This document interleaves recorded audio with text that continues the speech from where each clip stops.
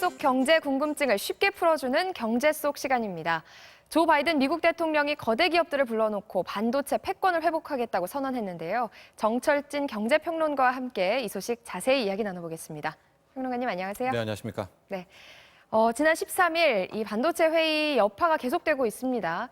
도대체 이 회의가 왜 열린 건지 좀 정리를 먼저 해주시죠. 그렇습니다. 이제 시작은 최근에 차량용 반도체 부족 현상이 전 세계적으로 펼쳐지고 있는 여기서부터 시작이 됩니다. 이 차량용 반도체가 전 세계적으로 워낙 부족하다 보니까 아예 차를 못 만들 정도에 이르렀고 아마 미국은 여기에 대한 문제를 해결하기 위해서 이제 이 회의를 열었다라고 명분을 내세우고 있는데요. 자, 그런데 여기에 참여한 기업들을 보면 이것이 꼭 차량 반도체 문제만 해결하려는 것이냐? 아닐 거라는 생각들도 많이 들게 됩니다.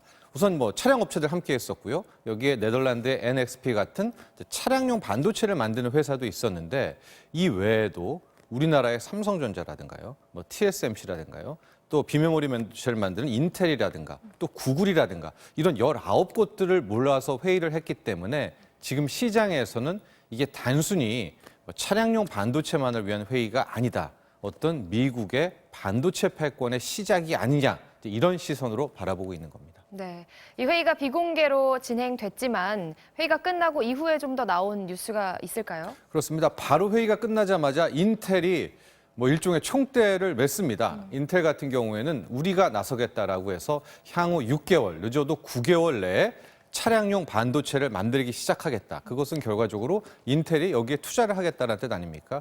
그리고 오늘 새벽이었죠. TSMC도 우리도 미국 내에서 차량용 반도체를 만들겠다, 생산하겠다고 입장을 밝히게 되면서 결과적으로 이 삼성전자에게는 무언의 압박이 된 겁니다. 그러나 이 삼성전자는 차량용 반도체를 만드는 회사도 아니고 실질적으로 더 많은 할 일들이 있거든요.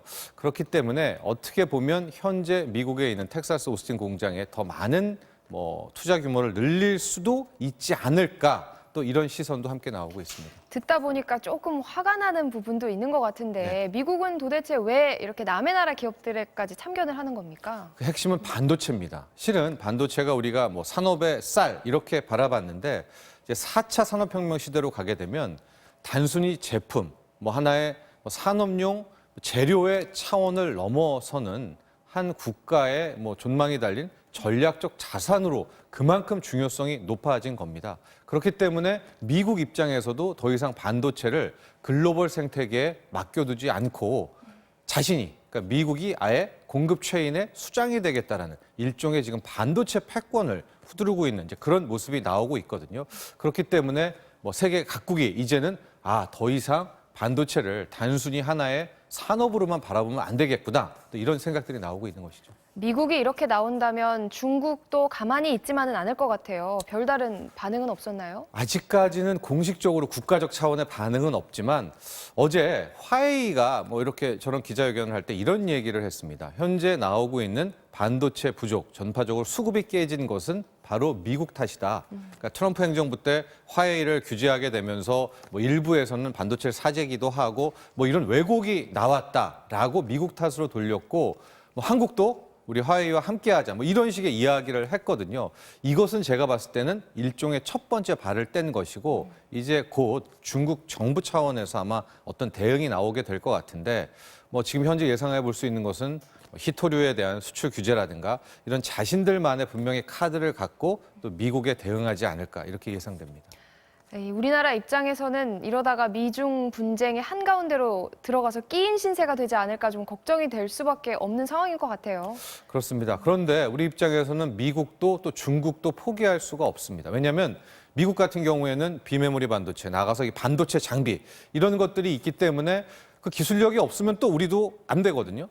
반면에 중국은 또 시장을 갖고 있습니다. 우리나라 매출의 한 40%가 이 중국의 수요이기 때문에 미국도 중국도 포기할 수 없는 그런 단계인데 가장 좋은 해법은 우리의 반도체 산업이 어마어마한 엄청난 누구도 따라잡을 수 없는 기술력을 갖고 미국, 중국 모두에게 러브콜을 받는 것이겠죠. 그것이 가장 좋은 해법이고 이런 과정 속에서 이제는 우리도 단순히 한 기업, 한 산업의 반도체를 맡겨서는 안 될 것 같습니다. 기업뿐만이 아니라 정부, 국민이 다 합쳐서 이제는 하나의 이제 반도체를 국가 전략적 산업으로 키워나가야 되는 그런 위치에 또 현장에 빠져 있습니다. 네, 우리나라가 미국과 중국을 선택할 수 있을 정도의 기술력을 확보하는 게 중요하다. 네. 이런 말씀이신 거죠. 네, 오늘 말씀 고맙습니다.